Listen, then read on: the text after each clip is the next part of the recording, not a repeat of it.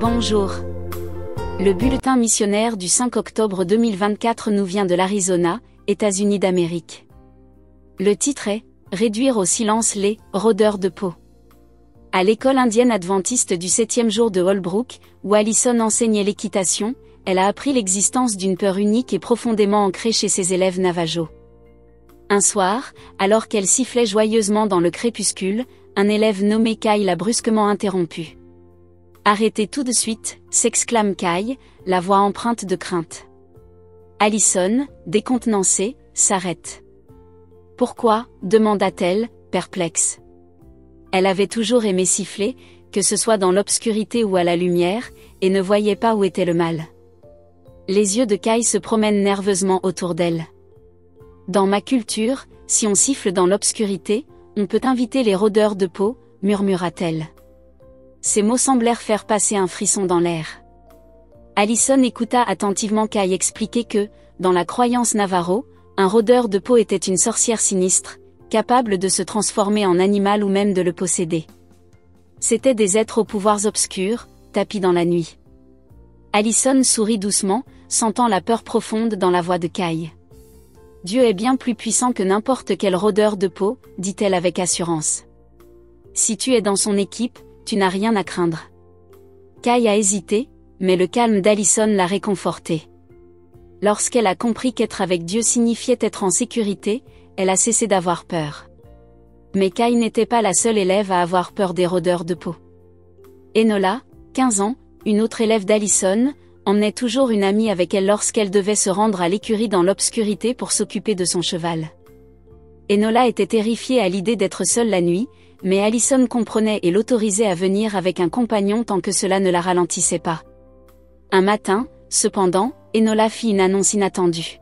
« Je suis allée à l'étable toute seule hier soir, dit-elle fièrement. » Allison cligna des yeux, surprise. « Tu n'as emmené personne avec toi ?»« Non, » dit Enola, un peu insolente dans sa réponse. « Tu n'avais pas peur du noir ?» demanda Allison, curieuse de ce changement soudain de comportement. Enola haussa les épaules. « Bien sûr que si. C'est pour ça que j'emmène toujours quelqu'un avec moi. » Allison insista davantage. « Tu as eu peur hier soir ?»« Oui, mais je voulais voir s'il se passerait quelque chose, » avoua Enola. « Qu'est-ce que tu veux dire par là ?» demanda Allison, essayant de comprendre. « Eh bien, il est dangereux de rester dans l'obscurité ici. C'est à ce moment-là que les rôdeurs de peau sortent. » Comprenant qu'Enola avait les mêmes craintes que Kai, Allison se pencha vers elle. « Et, il ne s'est rien passé ?» s'exclama Enola, une note de triomphe dans la voix. « Bien sûr que non » répondit Allison avec un sourire. Mais Enola n'en avait pas fini. « Non, tu ne comprends pas. Ils ont failli m'avoir une fois, avoua-t-elle, mais j'ai réalisé à quel point j'étais idiote. Pourquoi m'attraperait-il ici ?» Curieuse, Allison l'encouragea à continuer. Enola sourit d'un air penaud. « Eh bien, je me suis toujours sentie en sécurité ici, à l'école, comme si rien ne pouvait m'atteindre. Il m'arrive même de plaisanter avec moi-même en me disant, si je me tiens avec un pied à l'intérieur de la porte de l'école et un pied à l'extérieur, est-ce qu'il pourrait m'attraper à moitié ?» Elle rit de sa propre plaisanterie. Allison sourit à son tour, reconnaissant qu'Enola commence à comprendre le pouvoir de la protection divine. Le campus de Holbrook, niché au cœur de l'Arizona, était devenu un lieu où la présence de Dieu se faisait sentir, où même les étudiants, autrefois effrayés par l'obscurité et les dangers mystérieux qu'ils croyaient qu'elle recelait, commençaient à faire confiance à sa force.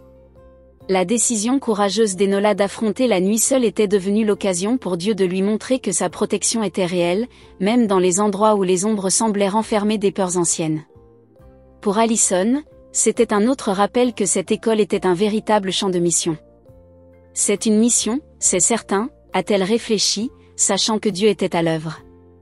Grâce au soutien des offrandes du 13e sabbat, des écoles comme Holbrook peuvent continuer à offrir un havre de paix où des élèves, comme Kai et Enola, peuvent surmonter leur peur et apprendre à faire confiance à quelque chose de plus grand que les ombres de la nuit.